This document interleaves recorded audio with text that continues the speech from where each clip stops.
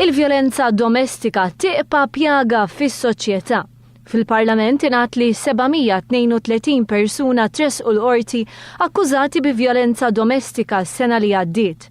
Meta tkellmet fil-Breakfast News fuq One, iċ-chairperson tal-Kummissjoni dwar il-vjolenza domestika, Dr. Jana Mikallef-Stafraċ, qalet li temmen li hemm it-triplu tal-vittmi li qed ibatu iżda jibqgħu sikta. Faċilment jitriplaw, mhux iktar minn hekk. Jiena ngħidlek li ma tistax nitfa' għax di ħaġa li ħafna għar minn hekk, għax ma tistax ikollok statistika, x'kif tista' jkollok statistika ta' persuna li ma titkellimx. Fl-2008 tresqu 752 persuna akkużati bi vjolenza domestika. Fl-2009 tresqu 651, fil-waqt li s-sena wara tresqu 720. Fl-2011 tresqu 100 persuna u waħda. Iżda statistika dwar dawk li qed ibatu fiskiet ma tista' qatt tinkiseb, jekk dawn ma jagħmlux kuraġġ u jsemmaw leħinhom. Il-biża' u l-inċertezz huma fost l-aktar elementi li waslu biex vittma ta' vjolenza domestika tagħżel li ma titkellimx. Saret dan l-Ispettur Luis Calleja li wkoll tifforma parti mill-Kummissjoni dwar il-vjolenza domestika li għadha kemm twaffqet. Illi l-ewwel ħaġa jkollhom biża' mill-persuna li tkun qed tabbużhom. Ikollhom inċertezza dwar se jiġri fil-futur. Għandek sitwazzjonijiet fejn tkun familja bit-tfal u sfortunatament ħafna sitwazzjonijiet ikollha toħroġ mid-dar. Għaldaqstant l-ambjent tal-familja it-tfal ħajbatu. Dr. Mikallef-Stafraċ spjegat li l-Kummissjoni dwar il-vjolenza domestika qed tikkonsulta ma' dawk kollha li jaħdmu f'dan is-settur filwaqt li jitindirizza l-vjolenza domestika mill-aspett preventiv u anka dak edukattiv.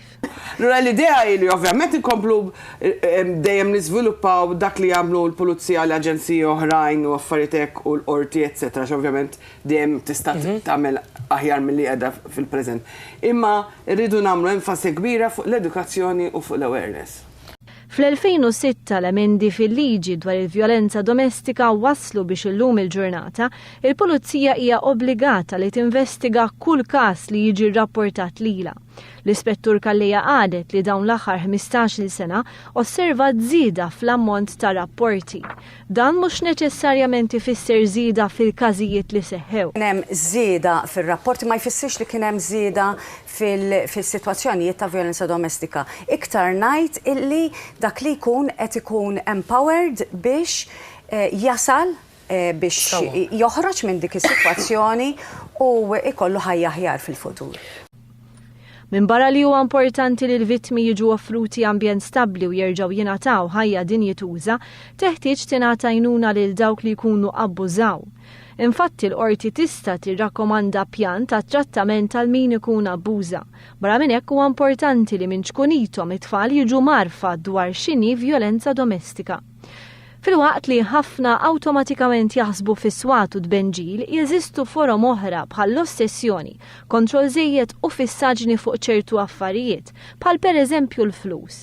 Il-Kummissjoni dwar il-vjolenza domestika qed tistinka biex tittieħed azzjoni immedjata meta każ jiġi rrapportat. Infatti fil-qorti qed jinstema' każ fil-ġimgħa relatat ma' vjolenza domestika.